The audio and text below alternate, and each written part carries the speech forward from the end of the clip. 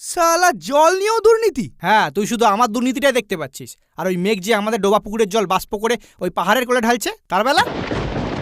কে কার কোলে কি ঢালছে সমভূমি? বাবা, এই কি মেঘা আপনি? হ্যাঁ রে, আমি। আমার নামে তো দেখছি খুব কুকথার কুয়াশা সৃষ্টি হচ্ছে। না না, কুয়াশা নয়, ধোঁয়াশা, অস্পষ্ট। তো কষ্ট করে স্পষ্ট কথাটা বলে ফেলো। তোদের কিসে এত ফাটছে?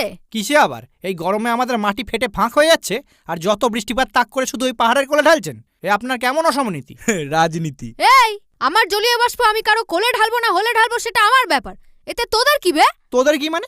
জলীয় বাষ্পের জলটা তো আমাদের জলাশয় থেকেই নিচ্ছেন। তো মাটি লাগা জলাশয়ের জলটা কি তোর বাবা ভরে, নাকি চোরাই জলের কল দিয়ে ওগুলো ভরিস? আর আমার পিছন দিয়ে কি তাপ বেরোয় যে আমি জল বাষ্প করবো? তাপ নিয়ে কোনো চাপ থাকলে সূর্যদার সাথে কন্ট্যাক্ট কর। ও বাবা, তাহলে তো হয়ে গেল। আমার একটা বন্ধু সূর্যদার একটু বেশি কন্টাক্টে চলে এসেছিল। এখন সে পৃথিবীর বৃহত্তম মরুভূমি সাহারা